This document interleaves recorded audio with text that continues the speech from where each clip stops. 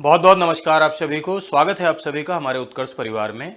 आज मैं आप सभी के समक्ष एक ऐसा सत्र लेकर आया हूं जिसमें इस बात पर मैं चर्चा करूंगा कि इंडियन पॉलिटी एंड कॉन्स्टिट्यूशन तैयार करने के लिए हमें कौन कौन सी किताबें पढ़नी चाहिए और कौन सी रणनीति अपनानी चाहिए। तो इंडियन पॉलिटी एंड कॉन्स्टिट्यूशन, जैसा कि आप सभी को पता है कि बड़ा वेटेज वाला विषय है, खासकर सिविल सर्विसेज में। और ये विषय न सिर्फ एग्जाम के पॉइंट ऑफ व्यू से महत्वपूर्ण है, बल्कि आगे चल के जब आप सिविल सर्वेंट बनते हैं तब भी ये विषय एक रेलिवेंट सब्जेक्ट होता है। कार्य करने के दौरान भी ये बड़ा महत्व रखता है।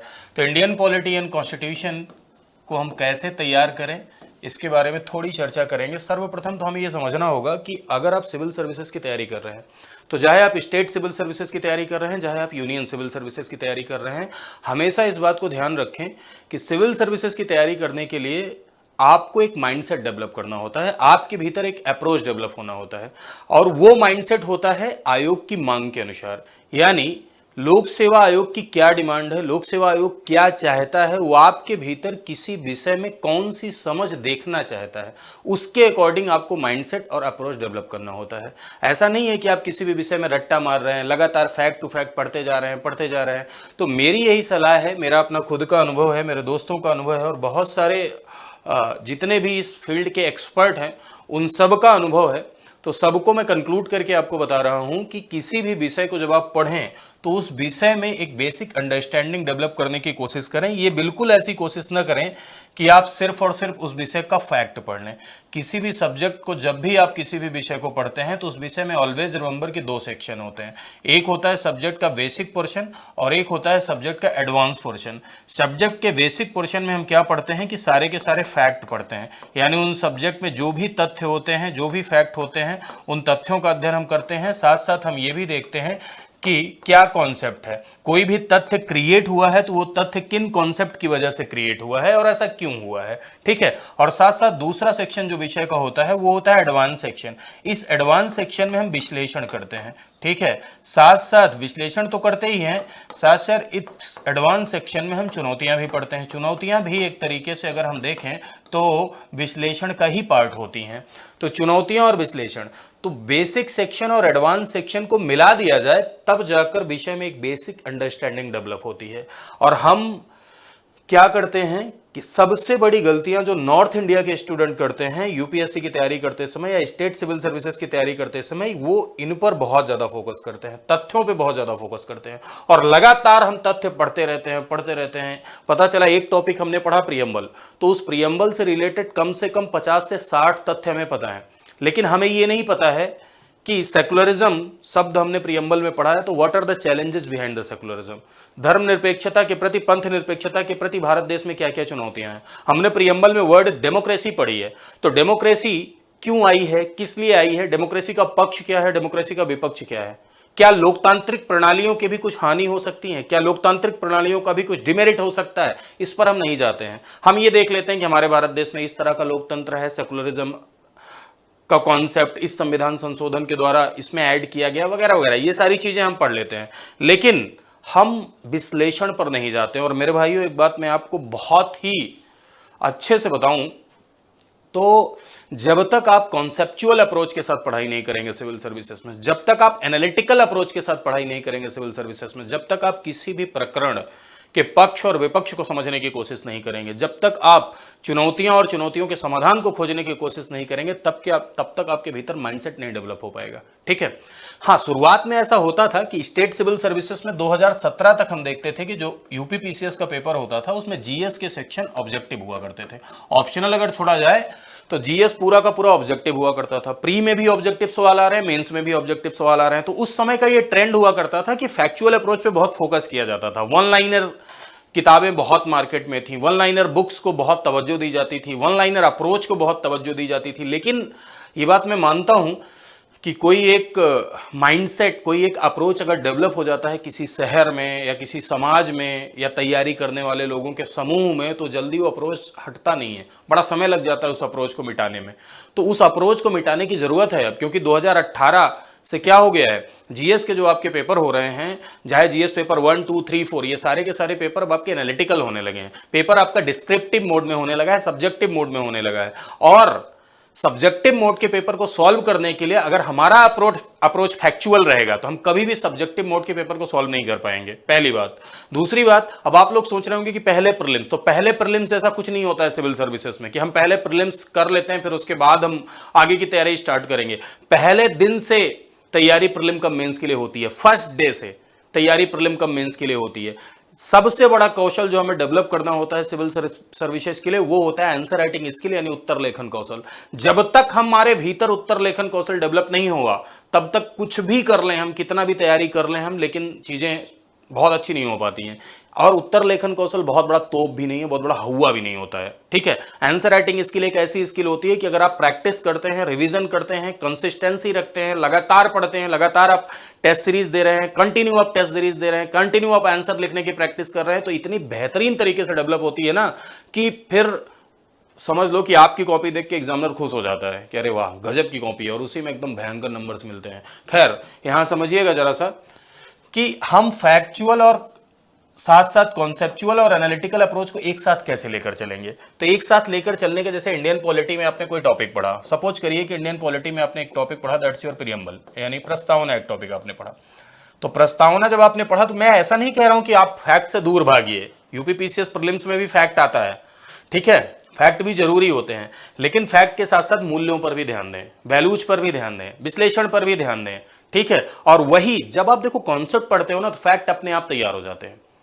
जब आप ये पढ़ोगे कि लोकतंत्र के प्रति चुनौतियां क्या हैं, तो अपने आप पता चलेगा कि कहां डायरेक्ट है कहां इनडायरेक्ट है, भारत देश में कैसी है, स्वीडन अकेला है वहां ऐसी है, ठीक है, डायरेक्ट है, तो ये सब अपने आप पता चल जाएगा। जब आप ये पढ़ोगे कि पार्लियामेंट्री सिस्टम का क्या मेरिट है एंड पार्लियामेंट्री सिस्टम का क्या डिमेरिट है, तो आपको खुद पता चलेगा कि आखिर पार्लियामेंट्री सिस्टम कहां से आया है, ठीक है। इसीलिए कहते हैं कि कॉन्सेप्ट और विश्लेषण और मूल्य ये बहुत जरूरी है सिविल सर्विसेज के लिए। तो प्रियम्बल आपने पढ़ा, तो प्रियम्बल आप पढ़े तो क्या करिए, आप किसी भी बुक से पढ़ रहे हैं, अभी मैं बुक लिस्ट के बारे में बता दूंगा, लेकिन सबसे पहले ये देखिए कि हमें पढ़ना कैसे है। आपने प्रियम्बल पढ़ा, प्रियम्बल पढ़ने के बाद आपका सबसे पहला काम क्या होना चाहिए कि प्रियम्बल से रिलेटेड जितने भी प्रीलिम्स के सवाल आए हैं, ठीक है, वो चाहे यूपीएससी में आए हों आपके, चाहे स्टेट पीएससी में आए हों आपके, ठीक है, ये सारे के सारे सवाल आप सॉल्व कर लीजिए। आप सोचेंगे कि इसका क्या सोर्स होना चाहिए, तो मार्केट किताबों से भरा पड़ा हुआ है, प्रीवियस ईयर क्वेश्चन और मॉडल क्वेश्चन से पूरा का पूरा बाजार भरा है। अगर आप जाके देखेंगे तो प्रीवियस ईयर के एक टॉपिक वाइज किताबें मिलती हैं, ठीक है, कि ऐसी किताबें मिलती हैं जिसमें एक एक टॉपिक के सवाल दिए गए हैं, प्रीवियस ईयर आए हुए, आईएएस के भी, पीसीएस के भी, और मॉडल क्वेश्चंस भी दिए गए हैं, तो वो ले आइए। और प्रियम्बल पढ़ने के बाद आपने जैसे किसी स्टैंडर्ड बुक से प्रियम्बल पढ़ा तो उसके प्रीलिम्स के क्वेश्चन तुरंत सॉल्व कर लीजिए। उसके बाद आप क्या करें, उसके बाद प्रियम्बल से रिलेटेड जो मेंस के सवाल हैं, अब मेंस के सवाल प्रियम्बल से रिलेटेड आप कैसे कलेक्ट करेंगे, तो इसके लिए एक किताब आती है, यूपीएससी के लिए भी आती है, कि पिछले 10 साल में जो सवाल, पिछले जितने भी यूपीएससी के एग्जाम डिस्क्रिप्टिव वाले हैं उसके जो सवाल आए हैं वो प्रीवियस ईयर सवाल मेंस के उसमें दिए हुए रहते हैं, अनसॉल्व। 20-25 रुपए की किताब आती है शिल्पी पब्लिकेशन की, और भी 2-3 पब्लिकेशन से निकलती है, और पीसीएस के लिए भी आती है, तो वो ले आइए और उसको पलट के देखिए कि क्या प्रियम्बल से रिलेटेड कोई सवाल आया है। प्रियम्बल से रिलेटेड अगर कोई सवाल आईएएस में और पीसीएस में आया है तो उसको अपनी नोट्स में नोट डाउन कर लीजिए। जब पढ़ते समय आपने जो नोट्स बनाई है नोट डाउन कर लीजिए। तुरंत अगर आपको लगता है कि आपके अंदर लिखने की लालसा है या लिखना चाहते हैं तो तुरंत आप लिख सकते हैं, लिखने की प्रैक्टिस कर सकते हैं। नहीं तो आप उसे देख लीजिए कि हाँ भाई ये सवाल आया है, पूरी पॉलिटी जब पढ़ लीजिएगा तब लिखना स्टार्ट करिएगा। या आप पहले दिन से अगर कोशिश करना चाहते हैं तो पहले दिन से करिए। मैं तो कहता हूं पहले दिन से करिए। उत्तर लेखन का अभ्यास पहले दिन से शुरू हो जाना चाहिए, कोशिश पहले दिन से शुरू हो जानी चाहिए। तो आप लिखिए, लिखने का ट्राई करिए। यही एक तरीका होता है पढ़ने का सिविल सर्विसेज में।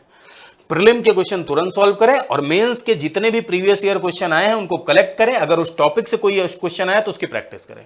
उस टॉपिक के क्वेश्चन की जब आपने प्रैक्टिस कर ली तो आप उसके आगे बढ़िए और मॉडल क्वेश्चन उस टॉपिक के जो भी जहां से भी मिले गूगल करके निकालिए, टेलीग्राम करके निकालिए, ठीक है, कहीं से भी निकालिए और निकाल के प्रैक्टिस करिए, ठीक है। और प्रैक्टिस के बाद ये बात बहुत जरूरी हो जाती है कि आप कहीं किसी ऐसे व्यक्ति से रिव्यू कराएं जिस व्यक्ति को ज्ञान हो, जो व्यक्ति रिव्यू करता हो, यानी उस क्षेत्र का जो एक्सपर्ट हो, उस किसी व्यक्ति से रिव्यू कराएं। नहीं आपके लिखने का कोई औचित्य नहीं बनेगा जब आपका रिव्यू, या तो आप टॉपर्स नोट्स देके खुद से रिव्यू करें, खुद से अपना आकलन करें, लेकिन खुद से अपना आकलन करने में बहुत समय लग जाता है, तो किसी ऐसे व्यक्ति से रिव्यू कराएं जिसको पता हो। ठीक है, खैर चलिए, अब आपके दिमाग में सवाल उठ रहा होगा कि कौन कौन सी बुक लिस्ट यूज की जानी चाहिए। मैं यहां पर सिर्फ इंडियन पॉलिटी के लिए आया हूं कि इंडियन पॉलिटी कैसे तैयार करें। और इंडियन पॉलिटी देखिए आपका प्रीलिम्स में भी वेटेज रखता है, ठीक है, और प्रीलिम्स के साथ साथ मेंस का जो आपका जीएस पेपर 2 होता है, उस जीएस पेपर 2 में भी इसका वेटेज है।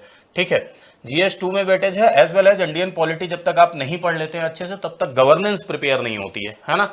गवर्नेंस तब तक प्रिपेयर नहीं होता है, क्योंकि इंडियन पॉलिटी में अगर आपकी बेसिक अंडरस्टैंडिंग है तब आप गवर्नेंस में बेसिक अंडरस्टैंडिंग डेवलप कर पाते हो, अदरवाइज नहीं, राइट। अब यहां देखते हैं कि मेरा जो अपना खुद का अनुभव है या मैंने जो देखा है, मेरा जो पिछले 7-8 साल का टीचिंग कैरियर रहा है उसका अनुभव, तैयारी के दौरान का जो अनुभव, उन सारे अनुभवों को एक साथ मिलाते हुए अगर मैं आपको बताऊं तो आपको पॉलिटी के लिए जो सबसे महत्वपूर्ण 2-3 किताबें होती हैं, सबसे पहले तो आप याद रखिए कि विषय में एक बेसिक अंडरस्टैंडिंग को अगर आपको डेवलप करना है तो 9th और 10th की एक बुक आती है, लोकतांत्रिक राजनीति। अब ये आप सोचेंगे कि इसको पढ़ने में बहुत समय लगता है, सर एनसीईआरटी सजेस्ट करें, कुछ समय नहीं लगता है। ठीक है, बच्चों की पढ़ने के लिए किताबें हैं, आप बड़े हो चुके हैं। ठीक है, तो एनसीईआरटी का मतलब क्या है, 9th की बुक है ये। 9th में जो आपका सोशल साइंस है, सोशल साइंस यानी सामाजिक विज्ञान, 9th के सामाजिक विज्ञान की ये किताब है लोकतांत्रिक राजनीति, और ये 9th में भी लोकतांत्रिक राजनीति है और 10th में भी है। तो 9-10th की जो आपकी डेमोक्रेटिक पॉलिटिक्स है सोशल साइंस की, इसको आप पढ़िए।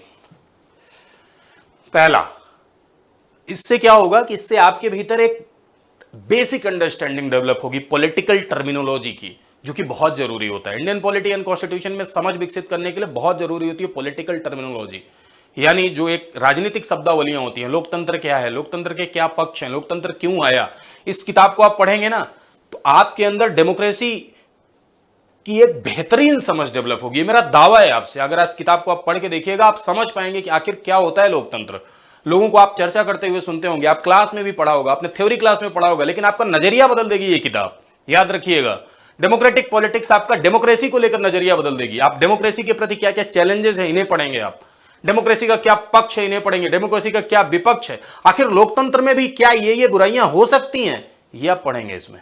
ठीक है, और दूसरी बुक जो आपको पढ़नी चाहिए, दूसरी बुक है आपकी 11th की, कॉन्स्टिट्यूशन एट वर्क। ठीक है, भारतीय संविधान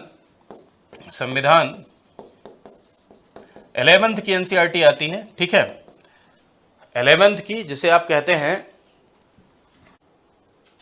तो 11th में एक बुक जो आती है आपकी जिसका नाम है भारत का संविधान, भारत का संविधान सिद्धांत एवं व्यवहार।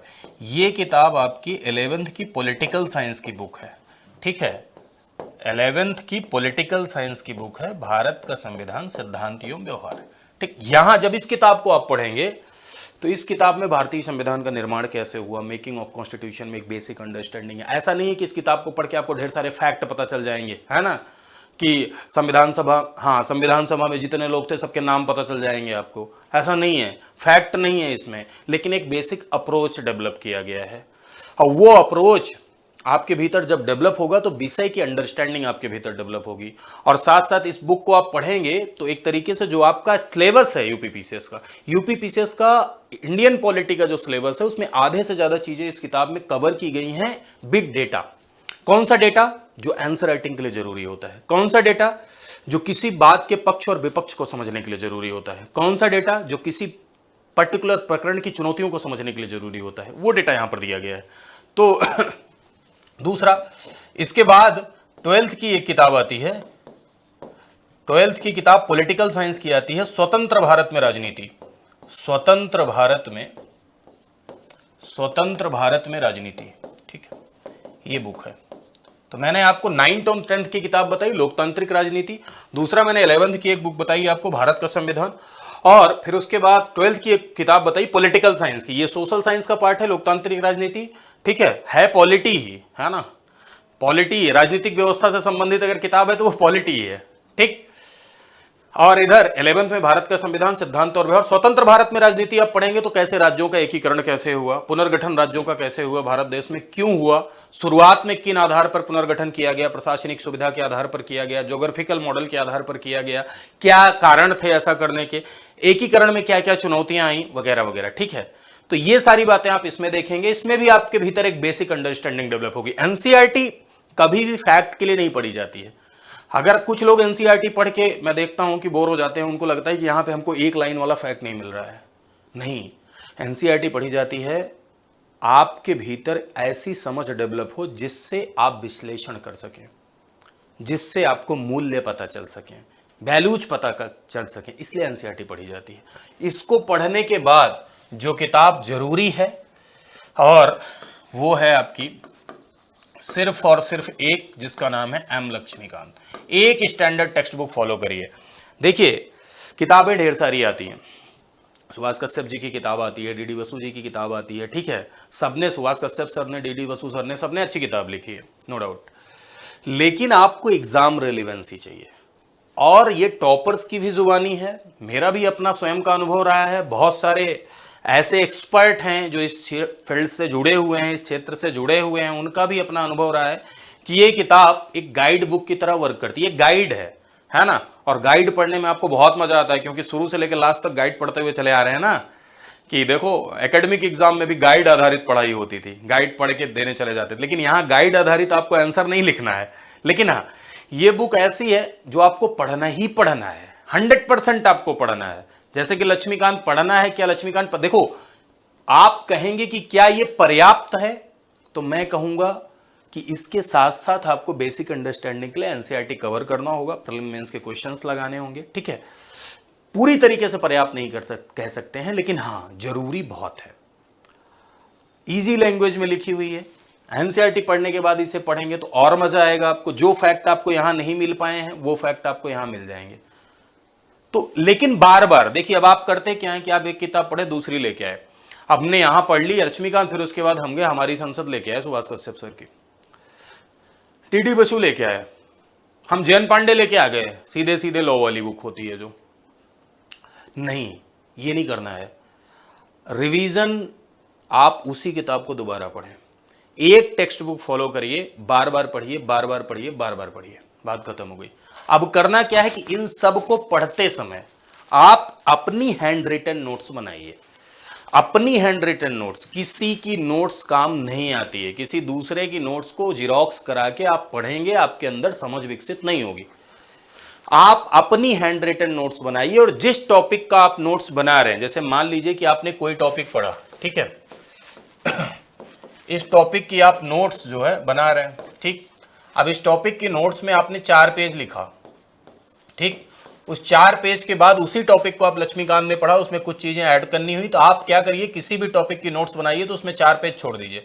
अब लक्ष्मीकांत से जब आप कुछ पढ़े तो उसमें भी आप 2 पेज ऐड कर सकते हैं, 2-3 पेज और छूटा हुआ है। इन फ्यूचर आपने उससे संबंधित कोई जजमेंट पढ़ा, उससे संबंधित आपने कोई करंट अफेयर की बात पढ़ी तो उसमें ऐड कर लिया आपने। कोई रीसेंट जजमेंट आया, प्रियम्बल आपने पढ़ा है, प्रियम्बल से रिलेटेड आपकी नोट्स 2 पेज की बनी है, 2-3 पेज उसमें छोड़ दीजिए। हर टॉपिक के बाद अपनी नोटबुक में 2-3 पेज छोड़ दीजिए। फ्यूचर में मान लो कोई जजमेंट प्रियम्बल से रिलेटेड आया, इंपॉर्टेंट जजमेंट आया, जैसे अब तक आप बेरुवरी पढ़ते हैं, केशवानंद पढ़ते हैं, एलआईसी इंडिया पढ़ते हैं, सार्वभौमई पढ़ते हैं, प्रियम्बल से रिलेटेड, वैसे ही रिसेंट अगर मान लो कोई नया जजमेंट आया तो उस जजमेंट को हम एड ऑन कर देंगे उसमें।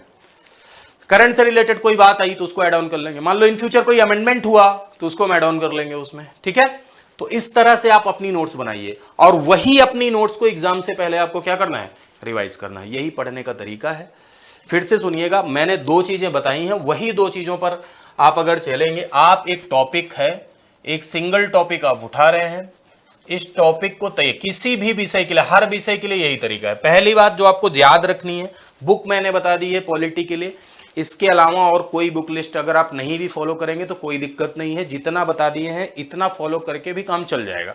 हालांकि है तो मटेरियल बहुत सारा, लेकिन इतना फॉलो करने से काम चल सकता है। हाँ, इसके साथ प्रीलिम्स और मेंस के सवाल, प्रीवियस ईयर के सवाल, प्रीलिम्स और मेंस के प्रीवियस ईयर के सवाल, ये आप चाहें तो आप यहाँ ऐड कर सकते हैं। जहां बुक लिस्ट मैंने बताई है ना, लक्ष्मीकांत के साथ साथ पिछले 20 ईयर के आपके प्रीवियस ईयर के सवाल, प्री के भी, और साथ साथ पिछले 10 ईयर के आपके प्रीवियस ईयर क्वेश्चन मेंस के, 10 साल के मेंस के क्वेश्चन, प्री के और मेंस के, और as well as model questions आप जितना कर पाए उतना, जितना भी आप प्री और मेंस के मॉडल क्वेश्चंस कर पाते हैं उतना। तरीका, नोट्स कैसे बने ये भी मैंने बता दिया, साथ साथ क्या तरीका है, एक बार फिर से, एक सिंगल टॉपिक आपने उठाया, उस सिंगल टॉपिक को आपने पढ़ा। सबसे पहला काम है आपका पढ़ना। यहां पढ़ते समय आपने किसकी मदद ली, आपने मान लीजिए कि पढ़ते समय लक्ष्मीकांत की मदद ली, इसके पहले आप एनसीईआरटी हो सकता है पढ़ चुके हैं, आपके अंदर बेसिक अंडरस्टैंडिंग डेवलप हो चुकी है, राइट नाउ अब आप लक्ष्मीकांत पढ़ रहे हैं। अगर आप पहले लक्ष्मीकांत पढ़ रहे हैं, आपको लक्ष्मीकांत समझ में आ रही, बाद में एनसीईआरटी पढ़ रहे हैं, तब भी कोई दिक्कत नहीं है। लोग कहते हैं पहले लक्ष्मीकांत पढ़े बाद में एनसीईआरटी पढ़े, डजंट मैटर, सब कुछ मैटर नहीं करता, जो पहले समझ में आए वो पढ़िए। आपको एनसीईआरटी में पहले मजा आ रहा है एनसीईआरटी पढ़िए, आपको लक्ष्मीकांत में पहले मजा आ रहा है लक्ष्मीकांत पढ़िए। हाँ, इसके अलावा तीसरा सोर्स आप कोचिंग या ट्यूटर ये एज ए सोर्स इस्तेमाल करते हैं। तो अगर आप कोचिंग ले रहे हैं किसी टीचर से पढ़ना, जैसे मैं इंडियन पॉलिटी एंड कॉन्स्टिट्यूशन का टीचर हूं, तो आप जैसे मेरा कोई कोर्स देख रहे हैं सिविल सर्विसेज का, तो मेरा कोर्स देख रहे हैं, तो ऐसा नहीं है कि मेरे कोर्स से आप पूरी निर्भर हो गए, मैंने जो बता दिया बस उतना ही सही है, नहीं, मैं इस बात को बिल्कुल नहीं मानता हूं। ये लक्ष्मीकांत और एनसीईआरटी आपको मेरे कोर्स के साथ साथ पढ़नी है, जैसे बाद में भी पढ़ सकते हैं, जैसे मैंने पढ़ाया। मेरा काम क्या है, मेरा रोल क्या होता है, या किसी कोचिंग का ट्यूटर का रोल क्या होता है। आप खुद से लक्ष्मीकांत एनसीईआरटी लेके पढ़ेंगे, हो सकता है 6 महीने लग जाए। मेरे साथ जुड़ के आप पढ़ेंगे, मेरे साथ जुड़कर आप पढ़ेंगे, तो 1 महीने 2 महीने में आपका काम हो जाएगा, यानी 1 महीने 2 महीने में आप सीख जाएंगे। यही रोल है कोचिंग का, किसी गाइड का, किसी ट्यूटर का यही रोल होता है, सिर्फ इतना सा रोल होता है बस। हम एक माध्यम है जो आपके लिए चीज़ों को सरल करते हैं। तो जैसे मैंने आपको प्रियम्बल पढ़ाया, इसके बाद आप गए, आपने लक्ष्मीकांत से प्रियम्बल पढ़ लिया, मजा ही आ गया आपको, सारी चीजें सरल हो गई। अब मैंने आपसे कहा कि आप घर जाइएगा तो प्रीवियस ईयर क्वेश्चन कर लीजिएगा। अब आपने प्रियम्बल पढ़ा, प्रियम्बल पढ़ने के बाद प्रीवियस ईयर क्वेश्चन PYQ, ठीक है, जितने भी यूपीएससी के सवाल आए थे, जितने भी स्टेट पीसीएस के सवाल आए थे, सारे के सारे सवाल आपने सॉल्व कर लिए। आपने लक्ष्मीकांत भी पढ़ा, साथ साथ आपने मान लीजिए हमारे उत्कर्ष परिवार का लेक्चर अटेंड कर लिया, ठीक हो गया, काम खत्म। और उसके बाद इससे रिलेटेड मेंस के सवाल बचे। अब मेंस के सवाल को तुरंत आप देख लीजिए और तुरंत लिखने का ट्राई करिए, ठीक है। आंसर राइटिंग प्रैक्टिस पहले दिन से शुरू करिए और सबसे ज्यादा फोकस इस पे करिए। इस पे तो फोकस, आप इस पे सबसे ज्यादा फोकस करते हैं ऑब्जेक्टिव टाइप क्वेश्चंस पे, इस पे ज्यादा फोकस करना है। मेंस पे आपको ये समझना है कि कोई कैसे लिखें, ड्राफ्टिंग कैसे करें, प्रैक्टिस करें, ठीक है, कैसे आंसर राइटिंग स्किल डेवलप हो, क्योंकि 80% रोल आंसर राइटिंग स्किल का है सिविल सर्विसेज में। और सिविल सर्विसेज के लिए अगर आप प्रिपेयर कर रहे हैं तो सिविल सर्विसेज के लिए प्रिपेयर करिए, अन्य किसी एग्जाम के लिए प्रिपेयर मत करिए। अगर आप सिविल सर्विसेज के साथ ऐसे भी एग्जाम के लिए प्रिपेयर कर रहे हैं जिसका अप्रोच सिर्फ फैक्चुअल है, तो आप दोनों में कभी सामंजस्य नहीं बिठा पाएंगे और दिक्कत होगी, 100% ये दिक्कत होती है। हाँ, परिस्थिति बस अगर आप ऐसा कर रहे हैं तो मैं उसमें कुछ नहीं कह सकता, क्योंकि भाई मनुष्य का जीवन परिस्थिति जन्य होता है ना, सिचुएशनल जिंदगी होती है आजकल। कौन व्यक्ति किस परिस्थितियों से गुजर रहा है और किस परिस्थितियों की वजह से उसे क्या कार्य करना पड़ रहा है, इस पर ना हम जज कर सकते हैं, ना कोई इस पर अपनी राय दे सकता है। जिस व्यक्ति के साथ जो परिस्थिति गुजरती है वो व्यक्ति बेहतर समझता है। लेकिन हम यही कहेंगे कि परिस्थितियों से लड़िए, लड़ना पड़ेगा। समाज में अगर रहना है, समाज में अगर सर्वाइव करना है, इतनी जनसंख्या में हमें सर्वाइव करना है। हम चाहते हैं कि हम एक्स्ट्रा ऑर्डिनरी बने, तो जाहिर सी बात है एक्स्ट्रा ऑर्डिनरी एफर्ट भी डालना होगा, है ना। अगर आप 2000 लोग खड़े हुए हैं, उन 2000 लोग में आप सिविल सर्वेंट बन के जाना चाहते हैं, तो जाहिर सी बात है कि आप जब वहाँ जाएंगे तो एक असाधारण सा पर्सनालिटी दिखाई पड़ेगी। हर कोई ये महसूस कर पाएगा कि आप पहुँचे हैं। तो असाधारण बनने के लिए एफर्ट भी असाधारण डालना पड़ेगा, यानी एक्स्ट्रा ऑर्डिनरी डालना पड़ेगा। इस बात को हमें समझना होगा। जैसे सब चल रहे हैं, जैसे सब तैयारी कर रहे हैं, जैसे सब मेहनत कर रहे हैं, सबकी कंसिस्टेंसी जैसे है, सबकी कंटिन्यूटी जैसे है, सबका प्रैक्टिस, सबका बुक स्टैंडर्ड जैसे है, वैसे हम भी चूज करेंगे तो सर समस्या है। मैं ये नहीं कह रहा हूं कि सबके जैसा मत करिए, सबसे ज्यादा एफर्ट डालना है। सब लक्ष्मीकांत पढ़ रहे हैं, आपको भी पढ़ना है। सब विपुल त्रिपाठी के लेक्चर अटेंड कर रहे हैं, आप भी कर सकते हैं। सब उत्कर्ष परिवार के साथ जुड़ के पढ़ रहे हैं, आप भी कर सकते हैं, डजंट मैटर। लेकिन आपको ज्यादा एफर्ट डालना है और ज्यादा एफर्ट स्मार्ट तरीके से डालना है। ऐसा नहीं है एकदम वो वाली बैल वाली मेहनत नहीं करनी होती है, इसमें बैल नहीं चलाना है, खेत नहीं जोतना है, इसमें स्मार्ट तरीके से मेहनत करना है। आपको ढेर सारे, जैसे आपने टॉपिक पढ़ा, टॉपिक के 10 क्वेश्चन आपने कलेक्ट कर लिए। पहले दिन जाके आप 10 मेंस के क्वेश्चन कलेक्ट कर लिए कि ये आईएएस में आया, ये पीसीएस में आया, छत्तीसगढ़ में आया, मध्य प्रदेश में आया, उत्तराखंड में आया, हिंदी भाषी स्टेट में प्रस्तावना जितने सवाल आए हैं, और सारे सवालों पे आपने प्रैक्टिस की, बेहतरीन प्रैक्टिस की। आपने अपने मास्टर से पूछा, आपने अपने गाइड से पूछा।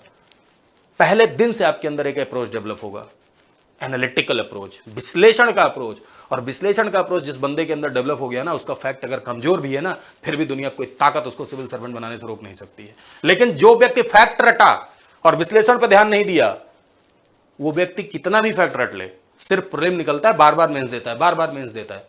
और मान लो मेंस भी निकल गया, मेंस तो निकलेगा नहीं बिना विश्लेषण के, निकल गया तो इंटरव्यू में दिक्कत आती है।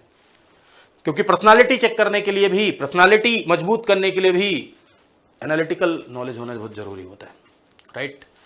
तो इन्हीं सारी बातों पर चर्चा करने के लिए मैं उपस्थित हुआ था। 3-4 बातें मुझे बतानी थी। पहला, बुक लिस्ट क्या होनी चाहिए पॉलिटी की, मैंने आपको बताया।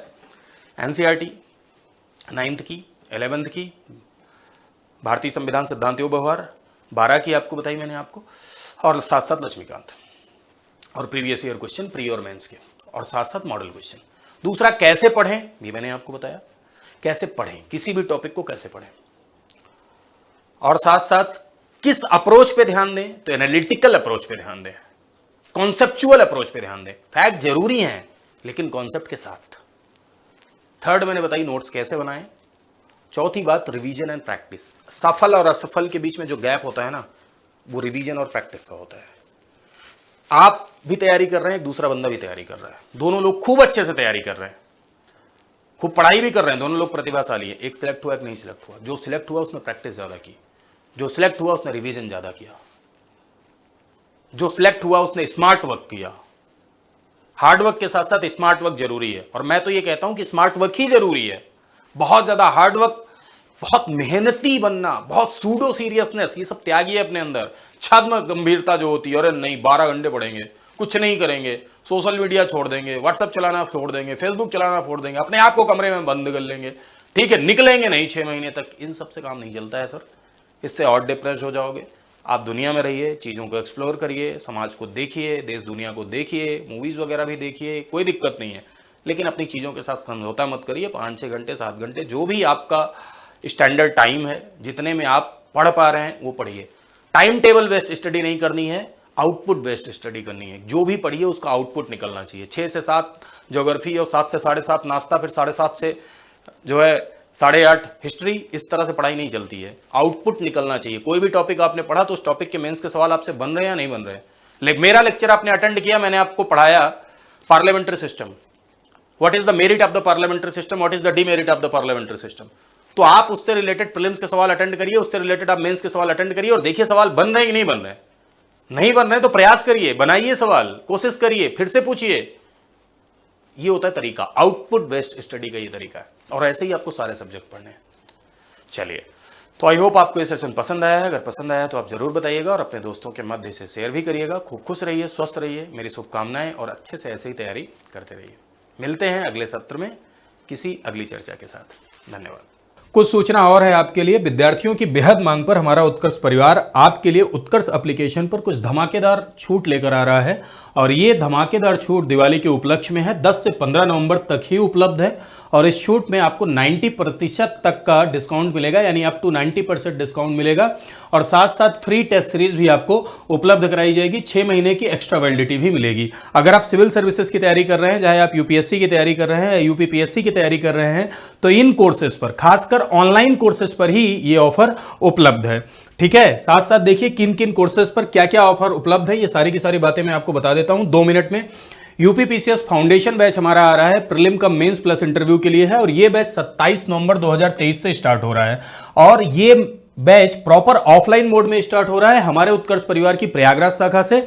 लेकिन जो कोर्स या जो बैच हमारे ऑफलाइन मोड में स्टार्ट होता है उसको हम लाइव भी प्रोवाइड करते हैं, यानी आप घर बैठे लाइव भी उसे देख सकते हैं, और उसी को लाइव फ्रॉम क्लासरूम के नाम से जाना जाता है। तो लाइव फ्रॉम क्लासरूम अगर आप इस बैच में एक्सेस पाना चाहते हैं तो इस समय जो हमारा फी स्ट्रक्चर है वो बिल्कुल ऑफर में कम हो गया है।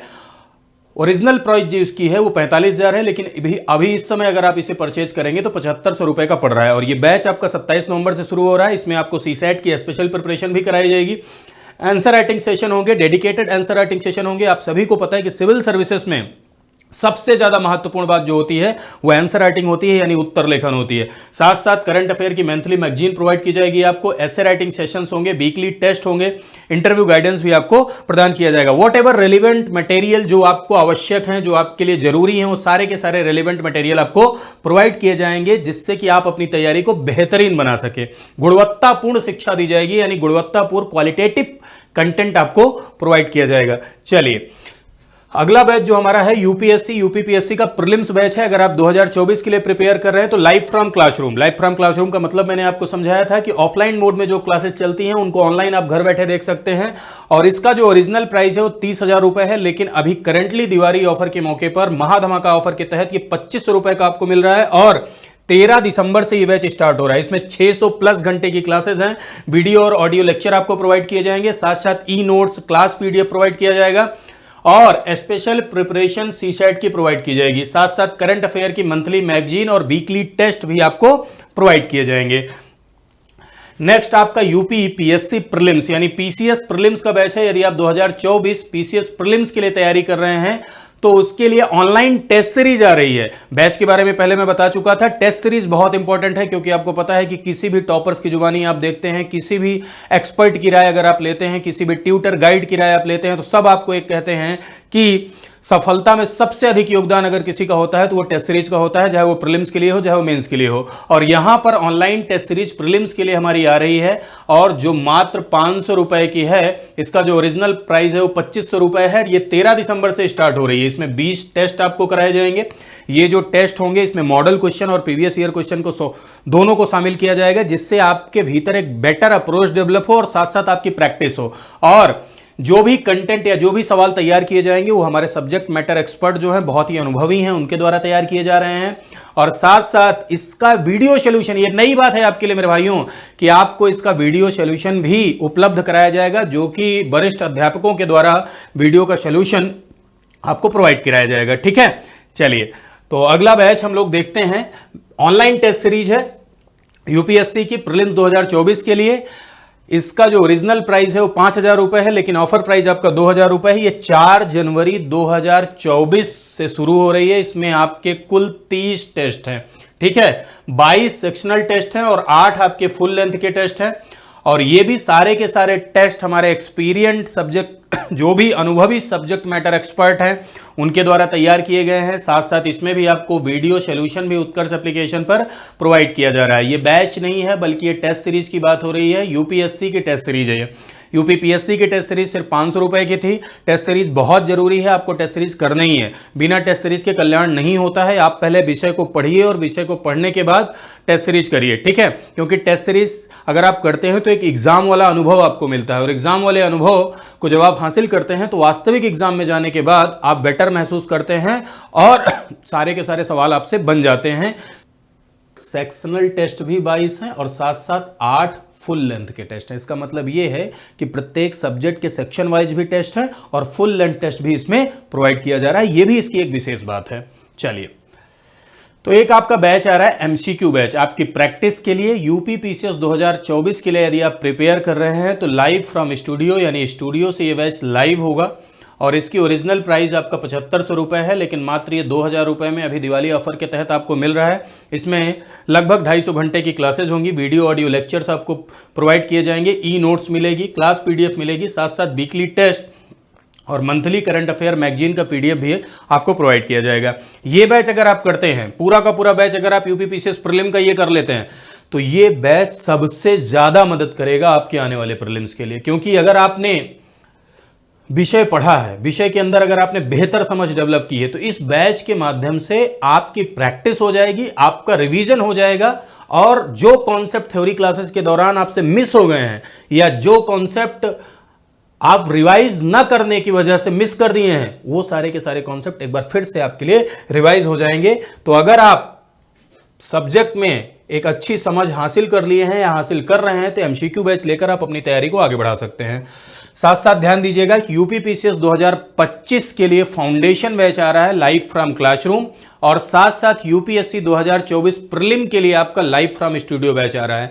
सबसे पहले बात कर लेते हैं हम लोग पीसीएस फाउंडेशन बैच की। तो पीसीएस फाउंडेशन बैच आपका 27 नवंबर 2023 से स्टार्ट हो रहा है।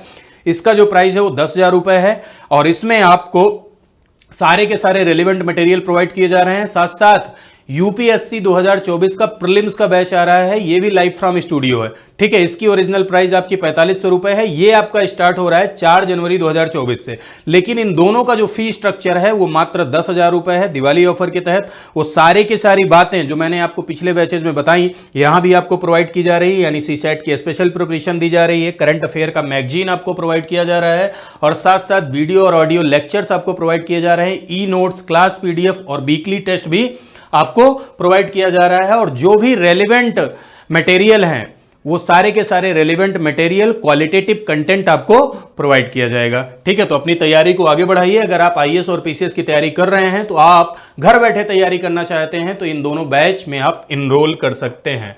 साथ साथ मेरे भाइयों, यूपीएससी 2024 प्रीलिम्स का एक special live from studio batch है। यूपीएससी 2024 के लिए प्रीलिम्स का स्पेशल बैच है जो कि 4 जनवरी से आपका स्टार्ट हो रहा है। इसमें जो फी है आपका 5500 रुपए मात्र है। 700 प्लस घंटे की इसमें क्लासेज होंगी, वीडियो ऑडियो लेक्चर्स होंगे, ई नोट्स, क्लास पीडीएफ आपको प्रोवाइड की जाएगी। 4 जनवरी से आपका ये बैच स्टार्ट हो रहा है। तो आईएएस प्रीलिम्स के लिए स्पेशली यदि आप तैयार कर रहे हैं तो इस बैच को आप ज्वाइन कर सकते हैं। खास बात यह है कि इसमें सिर्फ जीएस प्रीलिम्स की बात नहीं है, इसमें सीसैट का पोर्शन भी आपका कवर कराया जा रहा है, ठीक है। और साथ साथ कुछ प्रैक्टिस सेशन भी इसमें प्रोवाइड कराए जा रहे हैं आपको। तो जुड़िए हमारे उत्कर्ष परिवार के साथ और अपनी तैयारी को आगे बढ़ाइए। और साथ साथ उत्कर्ष एप्लीकेशन के ऑनलाइन कोर्सेज पर आपको 90% की छूट तो मिल ही रही है।